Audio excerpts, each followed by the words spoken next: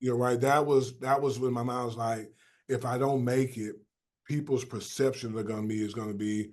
See, I Yeah. told you he was never that, and so that was the biggest thing for me. It was I struggled with that.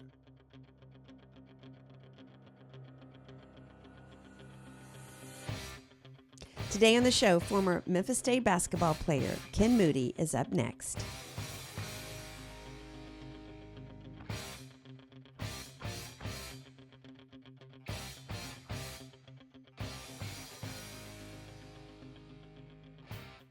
Welcome back to the Fifth Quarter Podcast. I'm your host, Sandy Adams, and this is where we dive deep into the stories of retired athletes, their perseverance, their resilience, their career pivots, and finding the passion they crave. So grab your iced tea because I'm from the South. Get ready to be motivated and inspired because this is where the real stories are told.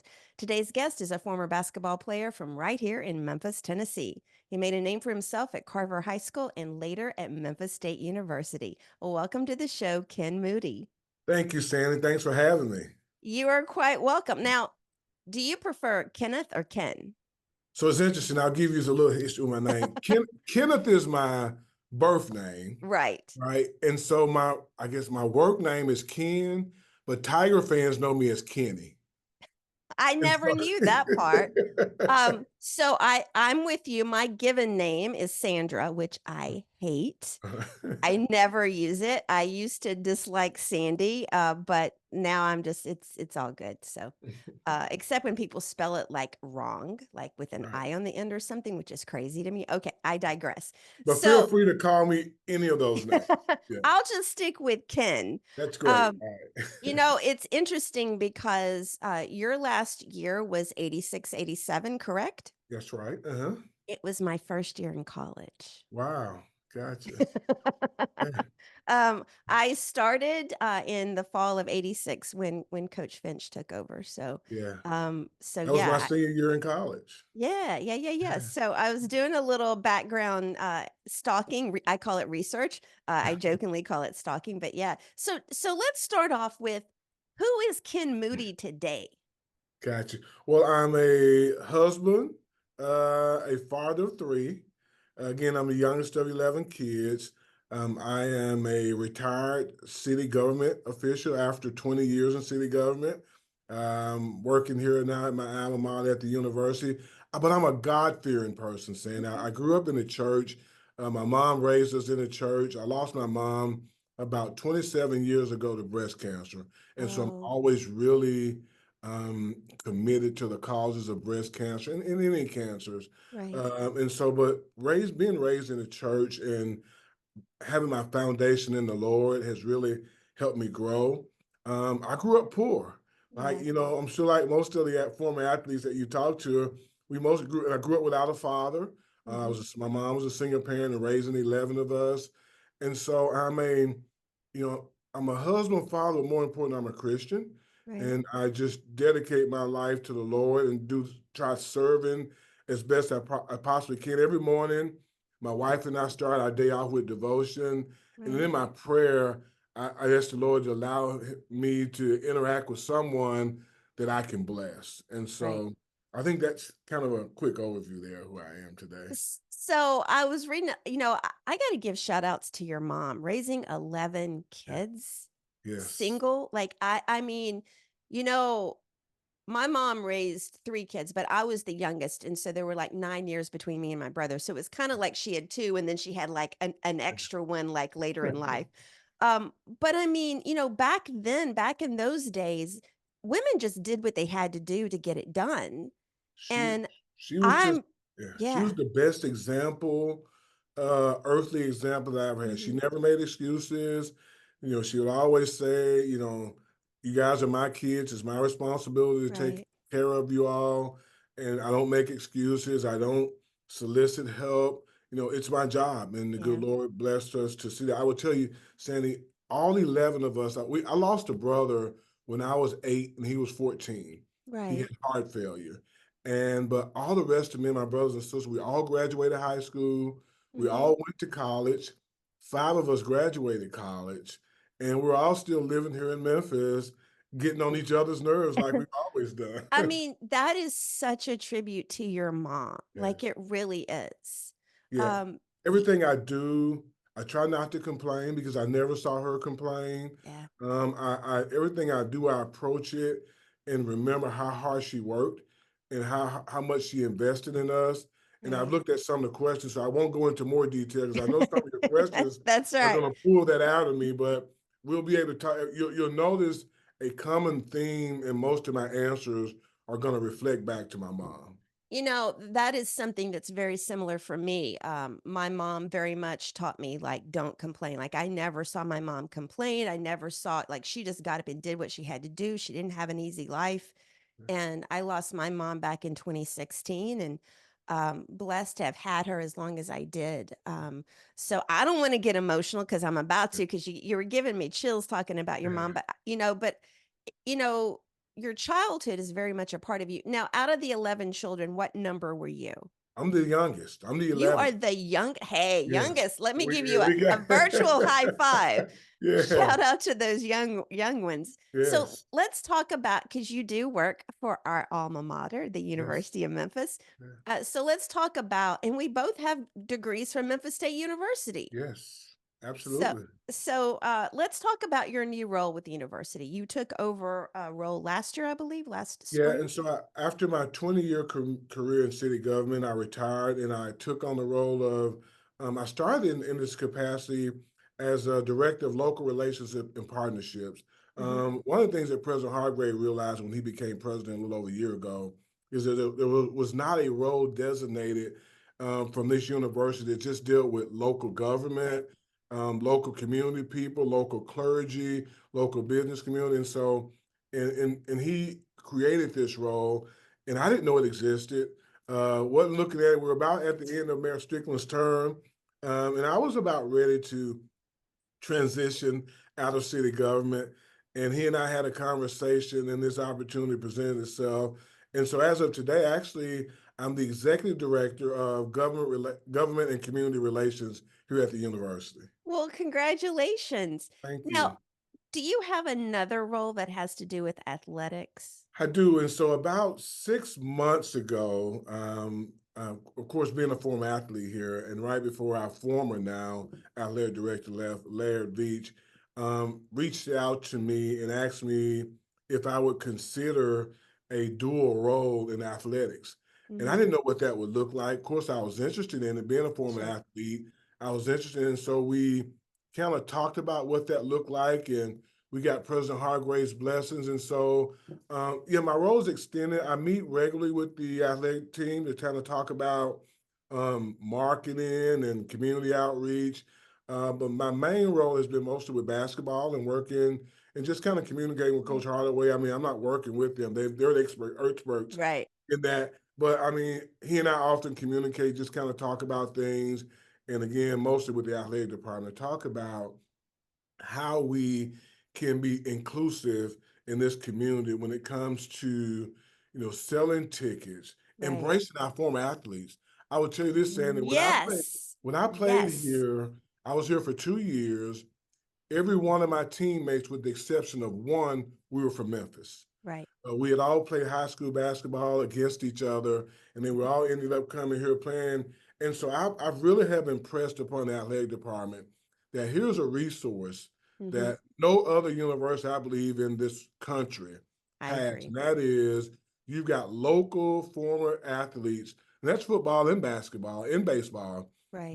that still live here and that you can utilize to be a resource for this university. And so I know they're tired of me saying that, but it's a resource, and I'm going to It continue is. to beat that drum until we can get as many former athletes back involved with this university as we can. Because in this day of the transfer portal, we're going to have kids now that are going to come here for 1 year, and you Right. really don't get to know the fans. Really don't get to know these No. kids.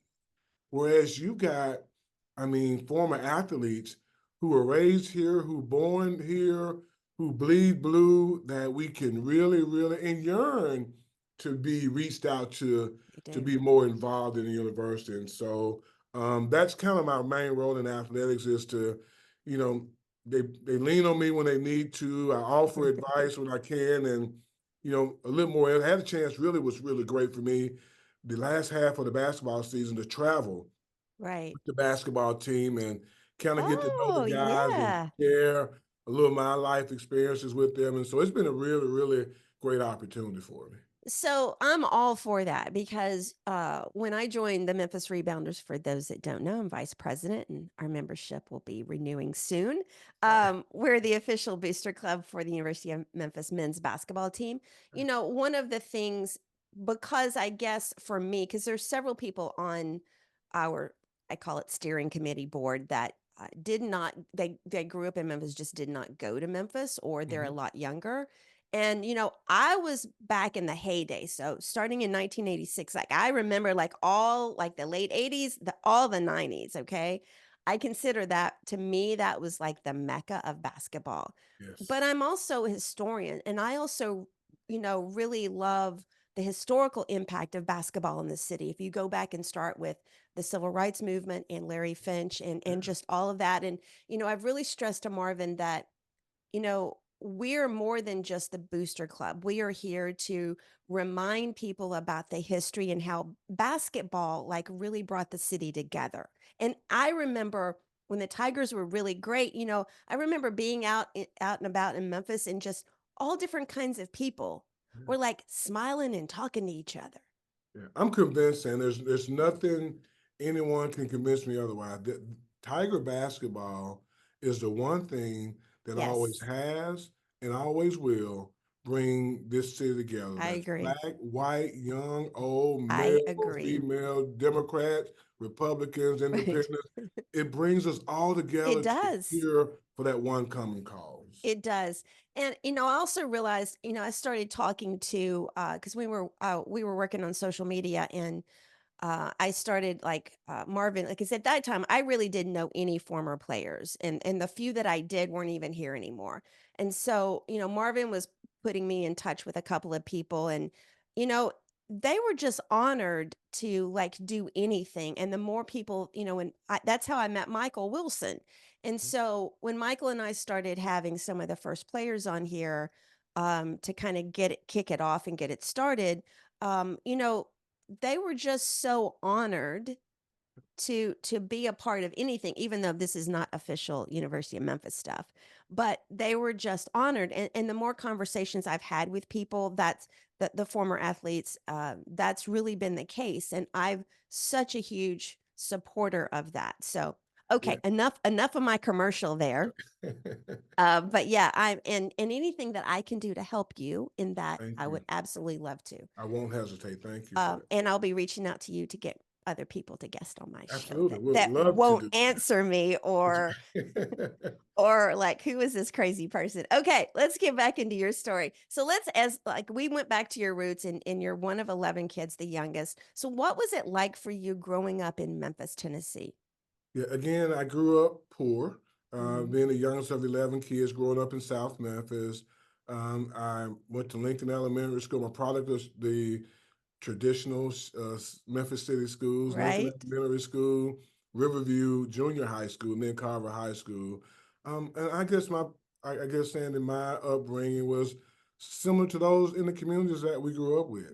Very few of our friends in that community had two parents who were working and were doing Right. well, and so it taught me hard work and appreciation because I always wanted to do better. And Mhm. so growing up poor, but really never knowing I was poor, it helped me have a level of appreciation of what success could look like. And it Right. helped me to understand that you got to work hard for it. And life Mhm. is, it's not always fair. It's That's never right. easy, but it's what you make of it. And so I was, again, being the youngest of 11, living in a community where there were so many similarities that no one looked down on the other because we were Right. all, pretty much in the same situation that the other one was in. And but just having appreciation of loyalty to your friends, having that family cohesiveness, going to church on Sundays, going to Yeah. Bible study on Wednesday, and just I was fortunate to grow up. And I grew up in an era, of course, there's no social media. Um, I do too. Crime Yeah. was just almost non-existent, Right. and so you appreciate that, and that's what we miss today is the way it used to be. Our neighbors could discipline us, you Yeah. know, right? And then when my mom got home, they tell my mom that they Oh, had yes. disciplined us, I and definitely. we got disciplined again by my mom, you know, right? But it was humble beginnings, hard work. It sometimes, you know, even though I grew up in a church, in my younger days, I really didn't understand what being a Christian was. And so sometimes as a child, you question God's like, why am I growing up poor?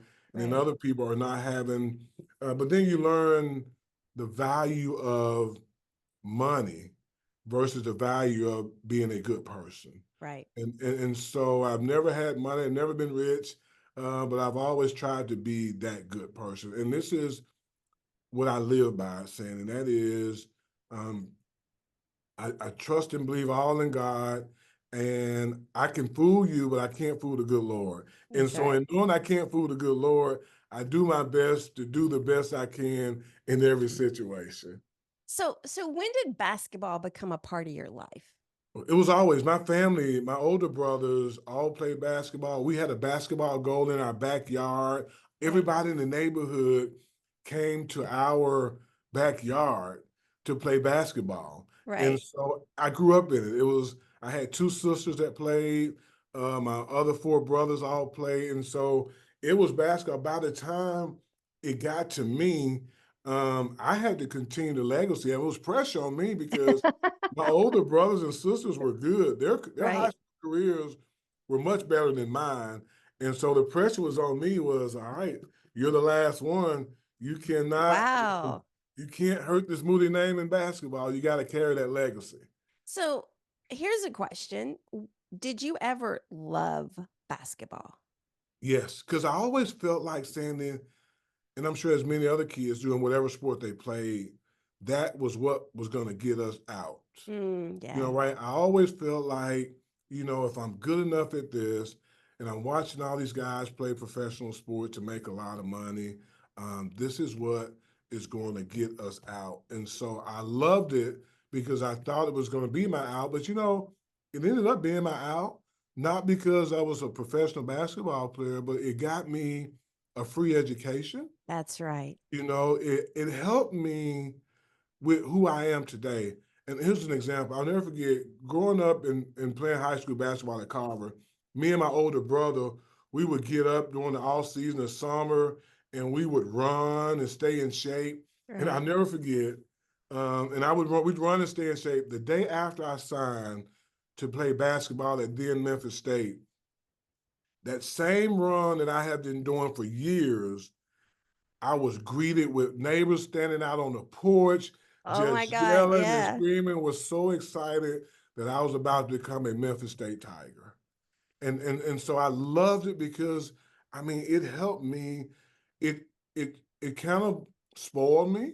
It Mm-hmm. kind of gave me a false sense of reality, Yeah. right? But then it also, once I matured and grew up, it made me realize, you know, how fortunate I was to be able to use it to get an education, to meet people, Sure. and to just help me grow into the person that I am today. Education, I was taught something when I was at Memphis State. One of my professors, he said something. He said, education, if you want people to vote, if you want people to be successful, education gives them power. It allows them to do more. Mhm. And that was something that to me was very profound. And, we all have vehicles to learn more, but education really opens up your eyes and it does provide so much. So let's talk about playing at Carver High School. So you go into high school and you're the youngest of 11. And did all of your other brothers and sisters go to Carver? No, only the younger five of us went to Okay. college. The older Okay. ones, my two older sisters went to Southside, had a brother who went to Oak Haven, and then my older two siblings went to Central. Okay. And so, Okay. by the time I got to Carver, I would tell you, Sandy, I mean, really, the pressure was on It because my was, older wasn't it? brother and older sister had both had stellar careers. Okay, let's give a shout out to them. Like, let's say their names. Okay, my brother Dwight, who Okay. was 2 years older than me, he graduated in '81, and my sister Crystal, who I would tell you was the best scorer Okay. of all of us. And so, I mean, they both had, I mean, stellar careers. When I came to Carver, I was their little brother. You know, there was an expectation that your brother and sister were good, and they Right. played well. They were the best players on their teams. Hmm. Now there's this expectation that you got to continue that legacy and be good. And so my sophomore year in 10th grade, I played junior varsity ball. And Right. it was my brother's senior year, and so I wasn't good enough to play varsity. Right. And then my junior year, I made the varsity team. Actually started. I had this real growth spurt and this burst of confidence in my game from Hmm. my sophomore year to my junior year that I ended up starting most of my junior year, and then my senior year, I was the man. Right? That was, there were two teams that I played on where it was my team. Right? Right. And it Right. was my high school team and my junior college team. I mean, I was the guy. And so again, I didn't have as stellar of a career as my brother and sister did because they both went to the state tournament. My brother Hmm. actually made it to the state championship game. Right. My sister made it to the semis, and so I never made it out of the regional tournament. Right. And so, but it was some pressure put on me because they both were really good. But I think I held my own. You know, as a reminder, I don't think Michael Jordan won his high school state That's right. tournaments either. Yes, indeed. That's right. I've never been um, compared to Michael Jordan, but I'll take that. so you're in high school at that time. Let's talk about as you were a junior. What was your what were your plans for after high school, or were you even thinking about it? Because a lot of the guys I've had on here like had no concept of Yeah, my, after my high school. junior in high school was all about girls. Right. You I know, appreciate that you know, honesty.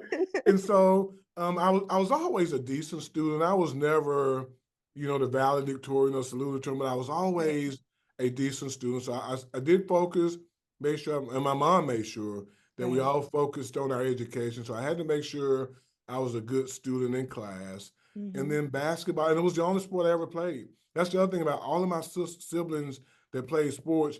We only played basketball. None of us ever played any other sport. Interesting. And so Um, I yeah. focused on basketball, and because I will tell you, I wanted to go to college and play basketball. I wanted to go to Memphis State, Right. right, to play basketball. And so that was my focus was, okay, you want to be good at this. You've got to practice at this. You got to be a good student, but Hmm. basketball was it. So my whole focus was really being the best basketball player I could be. So you get to be a senior. So were the coaches coming in recruiting you then, or like what was your decision? Because I believe you started at, if I'm correct, you started at Northwestern.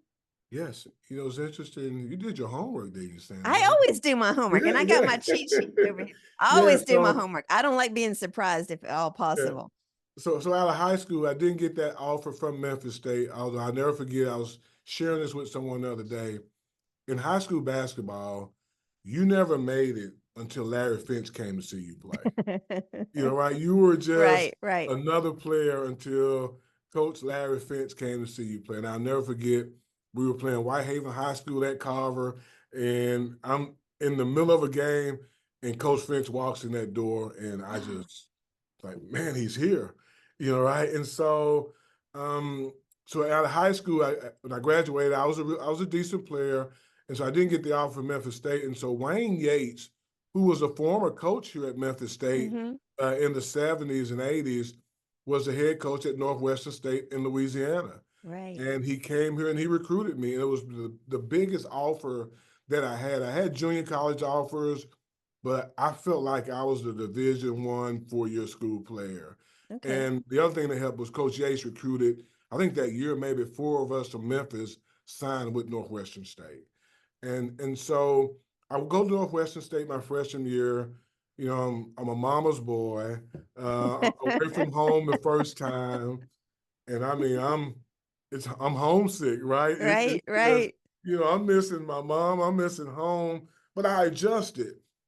And what happened was Coach Yates didn't have that discipline that my mom had in me. Mm, And I remember coming home perhaps from either Thanksgiving or Christmas holidays, and my mom noticed the change in my behavior. right. And she kind of questioned, like, is that the right place for Yeah, you? Are mama you was not really, happy. yeah, are you really upholding the values that I instilled in you? Or you becoming so, and I wasn't happy and I wasn't doing what I should have been doing. And so when I was home for Christmas break, I made the decision at that time, I don't want to go back. Now, Right. some of that was because I was homesick, Sure, right? Because I sure. wasn't mature enough to know this isn't a good fit for me. This guy, this guy isn't tough enough on me, like my mom. Right. It was like summer was homesick. And so when I came home over the holidays, because the other thing was I'd made a decision before the holidays that I was going to transfer. And my mom said, I'll support you transferring, but you're going to finish this semester out so your grades can transfer. Because had I Oh, just left during the middle of the right. semester, my grades wouldn't transfer. And so I That's had to right. stay there to finish the semester so my grades could transfer. And this one junior college in Oklahoma had recruited me hard the whole time. I had some former teammates from high school that had gone there, some other Right. Memphians were there.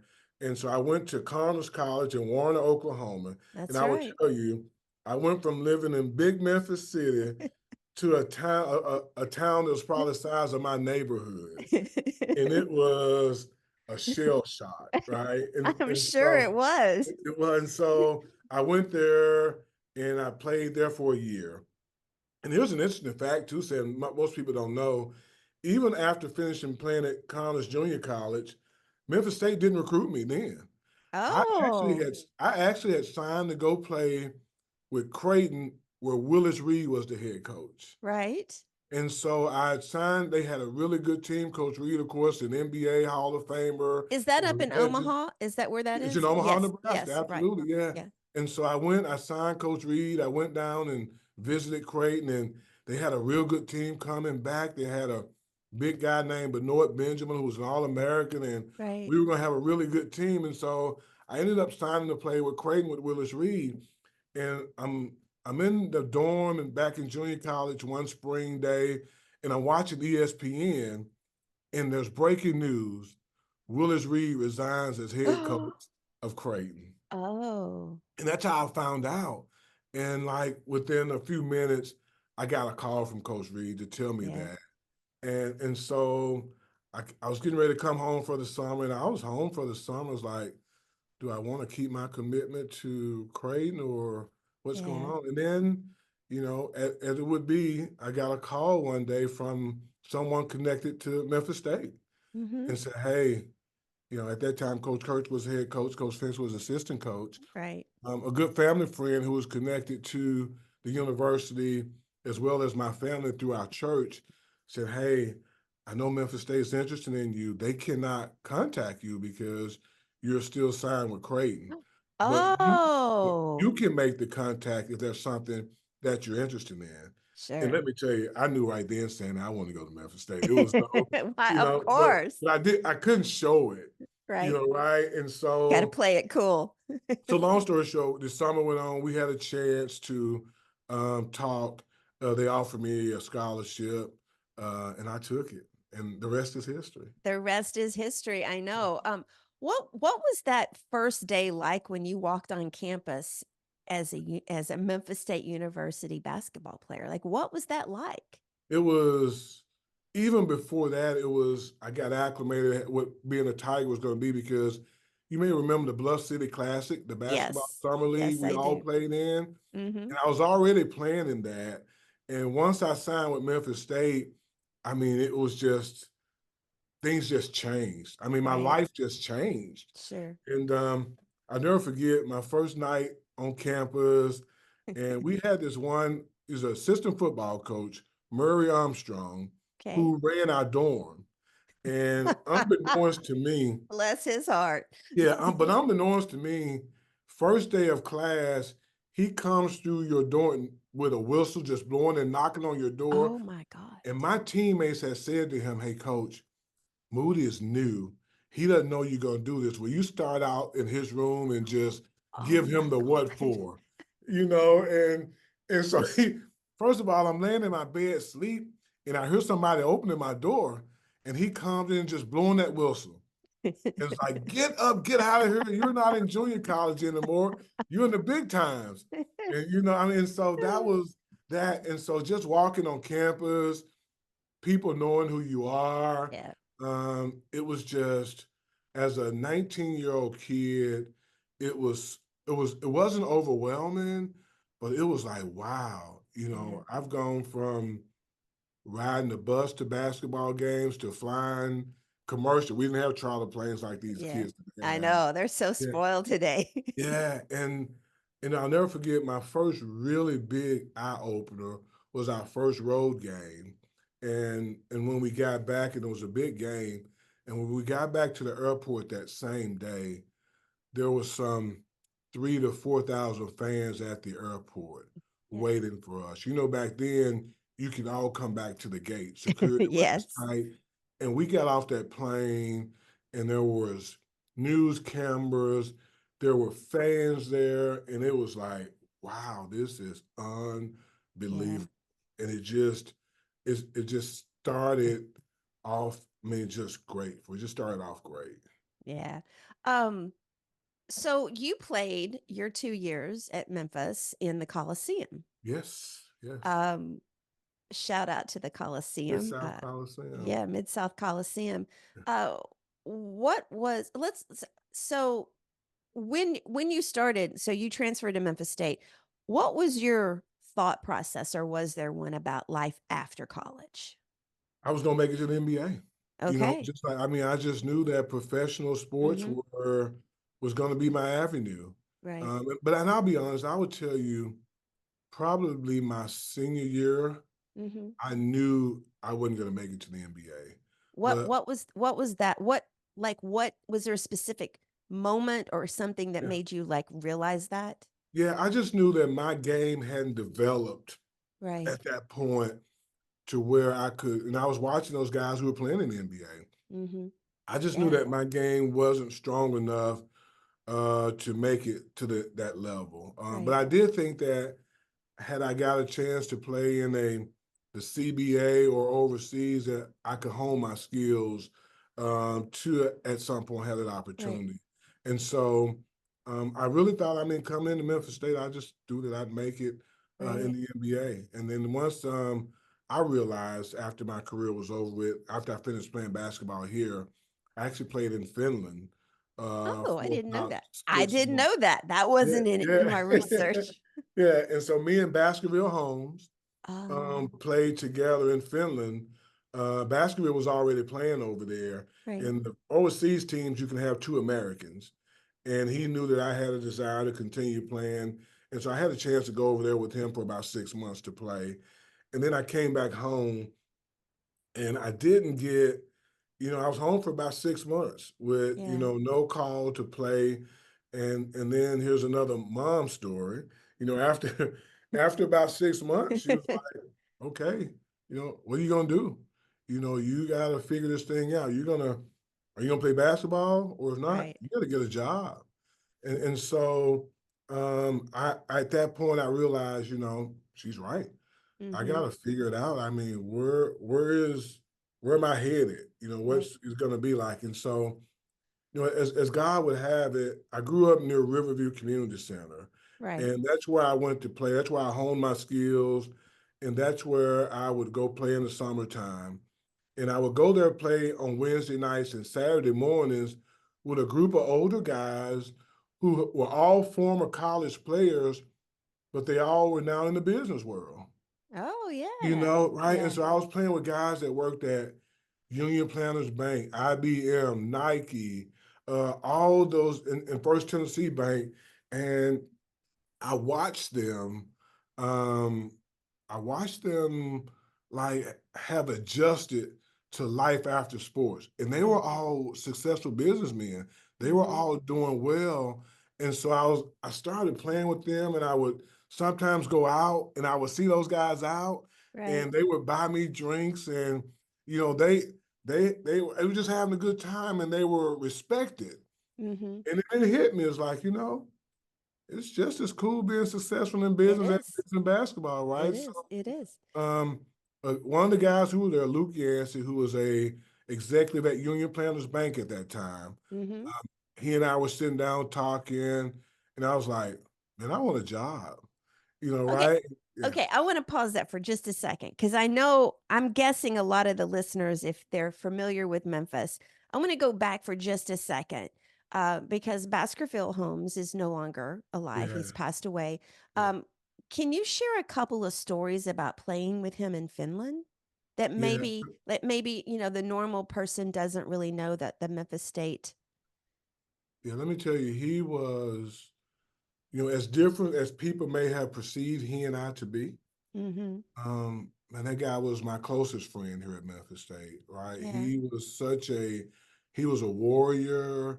If you had to go to battle, you wanted a Baskerville Holmes with Right. you. I mean, he had some off the court issues that were challenging, right? But he was, and so when he had a chance, when his team in Finland said to him, "We can get another American over here. Do you know anyone that may be good?" He immediately called me. Yeah. He's like, "I know you are still interested in playing. Here's an opportunity." And he had been playing over there for a few years. Right. And if you've never gone to Finland, it is as different from America. I It mean, it stays light until 2 o'clock in the is. morning. Sometimes I mean, it is the food's different, the Right. language is extremely difficult.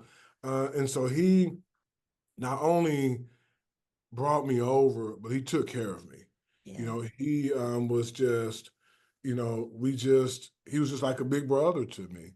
And Right. and so it just tore me apart Yeah. when what happened happened. And so, but he was just, he took care of me. He prolonged my career. My basketball career would have ended much sooner had it Right. not been for Baskerville.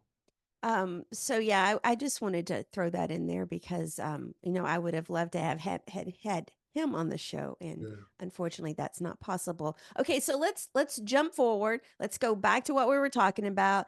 You see that you can be successful and do something in business.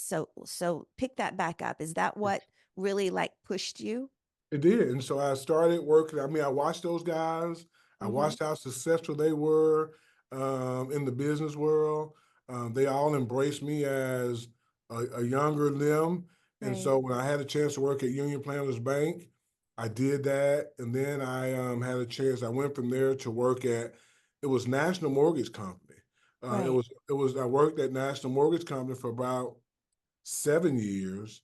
And then in 19, and I started working from them and it ended in 1995. And Right. in 1996, July 1st, 1996, is when I lost my mom.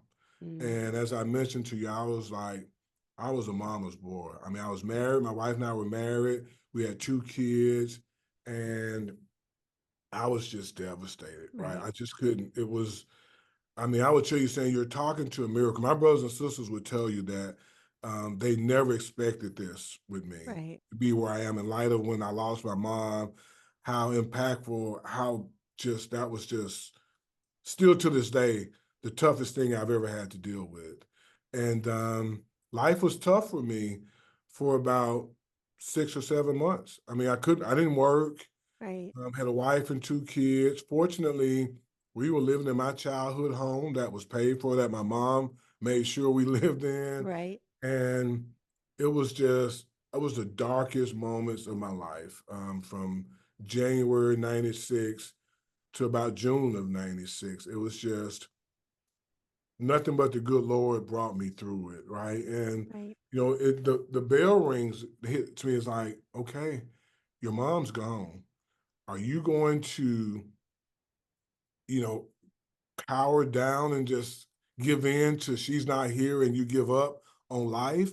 Or are you going to understand and appreciate what she instilled in you and get up off your butt and go to work? You got a wife and two kids.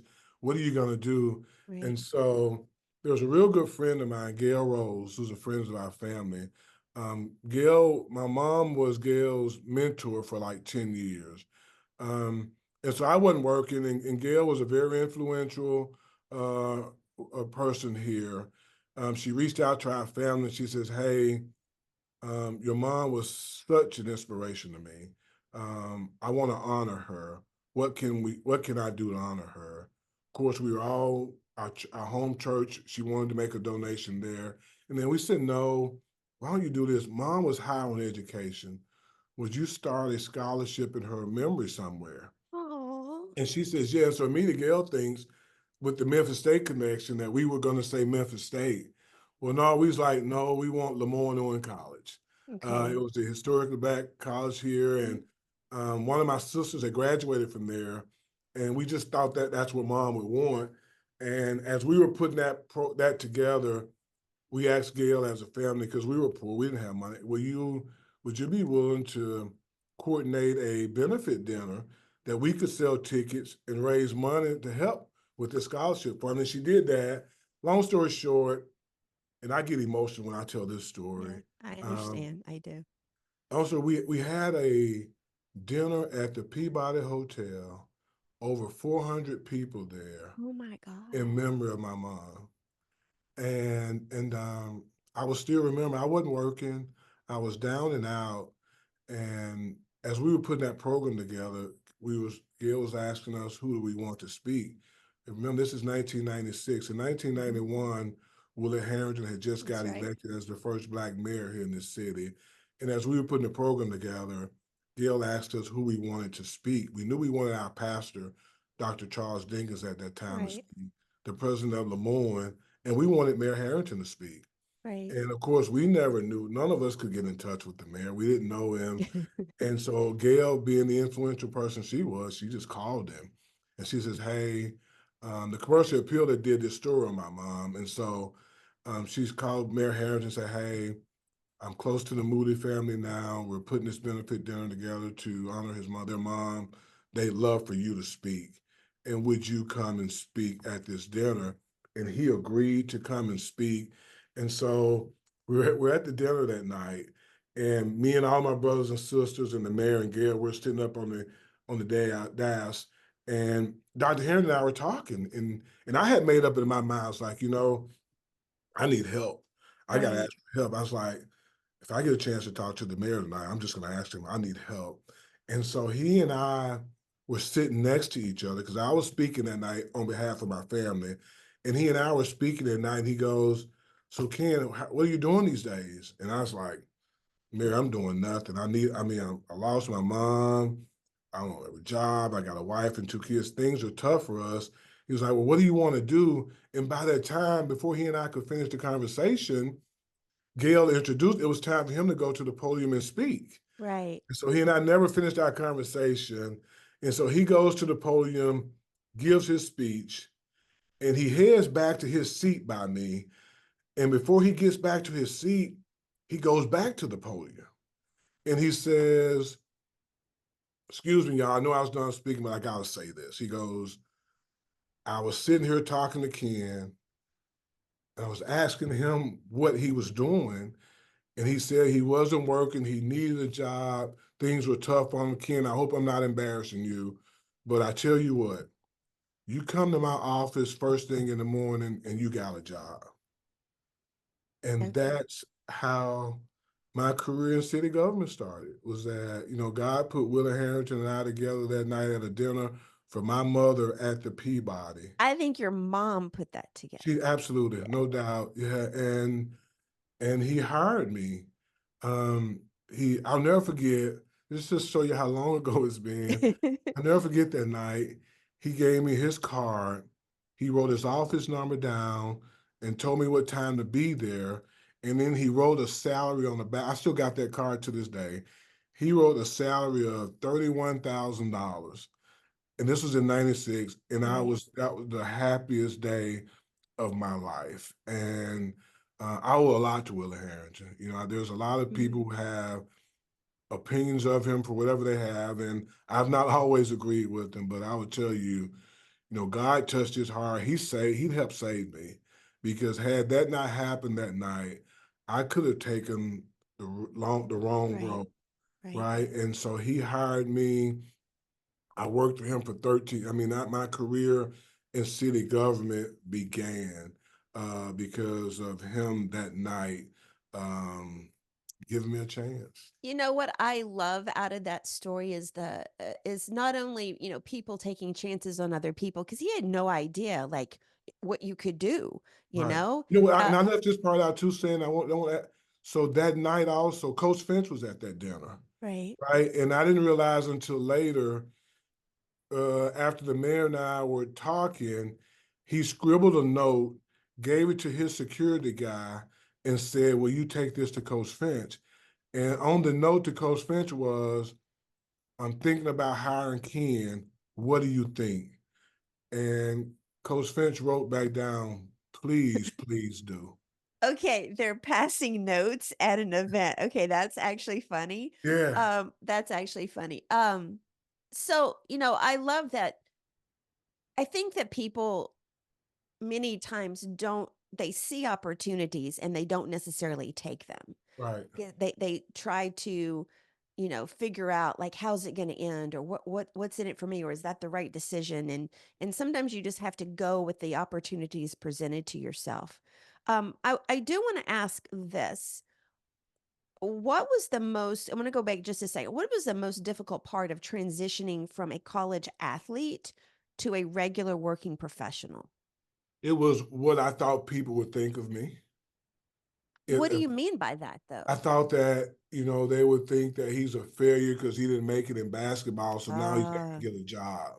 yeah. You know, right? That was when my mind was like, if I don't make it, people's perception of me is gonna be, see, I Yeah. told you he was never that. And so that was the biggest thing for me. It was. I struggled with that. You know, it's interesting. Will Coleman um, was talking a couple of years ago, and at the time, I think that he was working in Lowe's, I believe, and Mhm. he said that the biggest thing that people come up to him and it really just gets on his nerves or it makes him uncomfortable is they'll come up and say, you know, why aren't you playing pro? And, you know, he's made it very well known that he quit his pro career overseas because of his His daughter. kids, Because right. because he wasn't being able to see her and you know she didn't understand why daddy was leaving and stuff and he's like you know just because somebody is big just because somebody play doesn't mean that everybody wants to play pro like that's Right. not their first decision but you're right you know I think that that is something and I don't know so much today as it was back then but you know, basketball is a vehicle to Right. something else. That's right. And it's Absolutely. and you only get like you can't like, you know, I think Michael Wilson said it best. He's like, you know, retirement comes really early in Mhm. sports. Mhm. You know, unless you're Andre Turner and can play to like you're 45 years old, okay? But for most people, it comes really early for various reasons. You know, we've had several guys on here from Memphis that talked about Doc Holliday and Russell Copeland, and you know, it can stop really quickly Right. at a young age, and there should not be that stigma around if you don't play professional, you're worthless or Right. you And see, didn't make it. and back then that was it. And the other thing that Yeah, was, and people didn't realize they were doing this, they were meaning well. They would sure. see you and say, "Man, I thought you'd be in the NBA." See, You know, and they don't really mean it negatively, you know, right? They just like they're saying to you, that's right. "I thought you'd be good enough to make it in Right? the NBA." And then I would take it as, you know, yeah, see, I didn't make it. You know, I'm Yeah. I'm not I'm a failure. I didn't make it, right? And so that was for me. And then when I started, my career started, and I was like, you know, I'm providing for my family, and people started respecting me Right. based on my professional life, and it helped, but it was tough. It was tough, Sam. It was You not. know, I'm really glad that one, I ask you that question, but two, that you brought that up because it's very true. And it's something that, and I hate to say this, but probably most of the people that said that probably never played basketball That's good. and Yeah. and don't understand it, which, well, I won't even get into that conversation about today's critics. But I'm really glad because, one thing that I was really passionate about doing this type of podcast was that, I want to show the not pretty sides of Mhm. sports, Yeah. and the transition from going from an athlete for whatever reason to being a working professional now. And there have been a lot of ups and downs, and a lot of people on here have shared some of that. So I appreciate that conversation to that. So as we wrap up, I want to ask a couple of more questions. What is something you haven't yet achieved, but is on your list to do? Be a grandfather. Oh, I and gotta that's make right. sure my girls hear that, So right? you are a girl dad to 3 girls, I am, correct? I yes, I forgot to am. mention that. I Yes. love that. So, ooh, the pressure is on for them. Yeah. Okay. And we just married our oldest in February. Okay. And so I still got two more. And so I guess I don't, you know, That's not really something you can achieve I though. know, yeah. I've been so blessed. For me, is allow for my wife to be able to retire Right. and just enjoy her life. It's interesting right now. She's on an 8-day cruise and she left me here and just enjoying herself. Okay, You is know, she on an 8-day cruise with Vicky Finch? she's not. She's on there with another one with her Because closest. Vicky apparently is on a, Miss on a Miss Finch cruise is too. on. Yeah, who's not? I love her. Me and Miss Finch, we communicate at least 2 or 3 times a month. Right. She's a sweetheart. And so, but yeah, I love her, my wife, who's been just a great wife, a great mother, and just a great person to be able to enjoy life and do what she wants to do. Well, I'll do a little breaking news because this will air. Your episode will air July next week, which is I can't remember the date, like July 3rd, I think. Vicky Finch is going to be because you're episode number 49. This is episode number 49. Vicky is going to be episode number 50. So I've already recorded her interview. Have you? And we talk about because part of this podcast, I do a sub series called On the Sideline, so I can talk to people that were not athletes or maybe are still current athletes. Mhm. But we did a very long episode just talking about the life of being a coach's wife Yeah. and going from literally when they met through his career and how she like the other part of it, like the coach's wife's aspect of it, Yeah. and made me laugh. So she will be our 50th That's great. episode.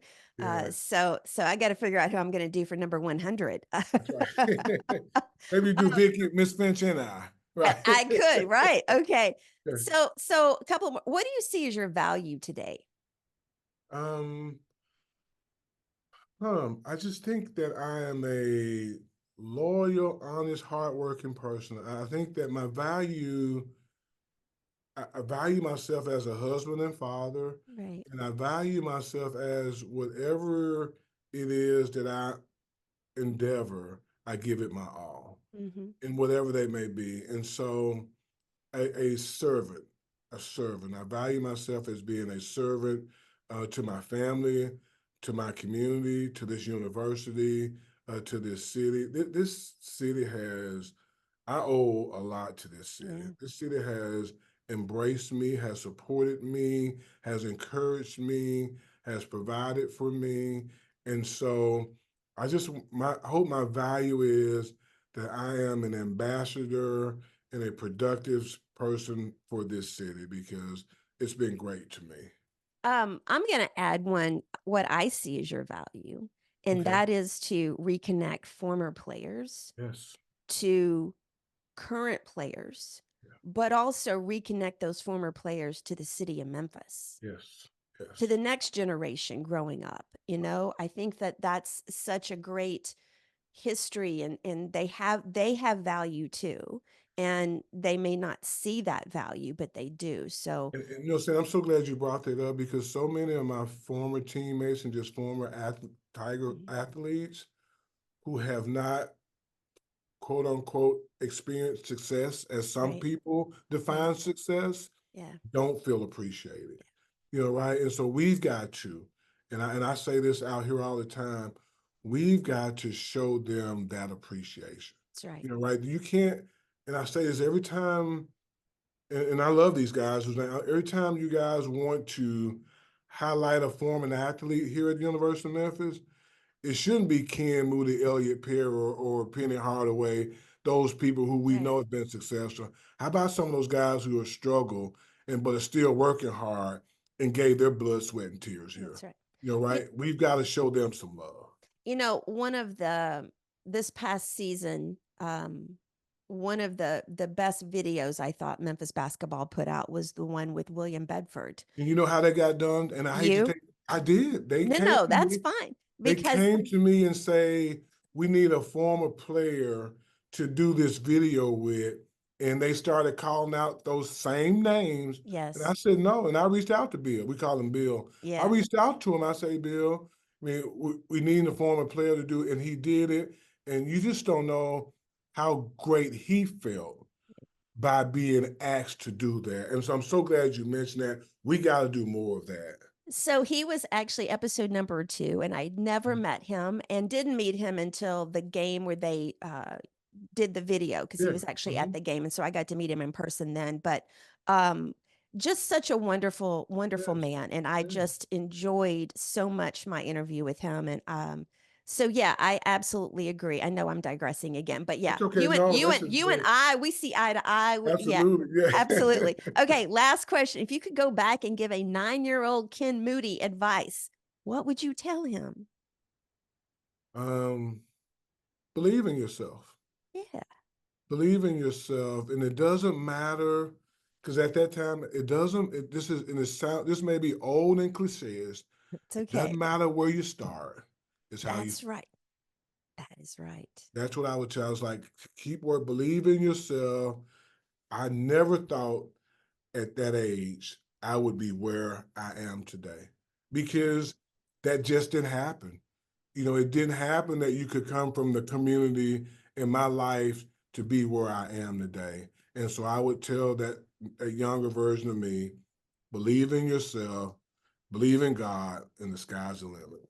That's right. That's a great way to end this episode. Ken, thank you so much for being on today's show. I love these because I actually get to just intently listen to somebody and communicate with them for an hour, and I just learned so much about you guys, and so I really do appreciate. I forgot to mention we met literally like 2 weeks ago. Yes, at the Tigers on tour. That's right. Right. And I felt bad because you were like, why haven't I been on the show before? That's right. But it's funny because Rodney Hamilton, I saw him this past weekend, and he said the same thing. He's like, when are you going to ask me to be on your podcast? And I'm like, it's really not the University of Memphis podcast. And I'm trying to make sure there's plenty of different sports and everything. And for the basketball coaches, it's hard because right now I'm trying to get Tony Matlock on here too. And Gotcha. I'm working through his assistant, and it's difficult. They're out recruiting and doing a lot of things, and I'm respectful of that. So anyway, I appreciate you not being offended and coming on here and doing this, and But look my forward. feelings, I get over my feelings real easy. I promise it wasn't intentional. That's right. No, we good. Thanks um, for having me and thanks for doing this because not so much about me, but giving other guys an opportunity to tell their stories. That's important. yes. And I do love these stories, the good, bad, and the ugly, and the ups and the downs and everything, because it makes everybody who they are today. And I just Yes. want to appreciate that. So thank you all for listening, especially if you've made it all the way to this end of end of the show. I appreciate all your support. Be sure to subscribe to the show wherever you listen or watch. My mantra is like, share, and review. Follow us on social media at 5THQRT Podcast. Until next time, remember, change is our ally and it paves the way for greatness. Stay inspired. Have a great rest of the week.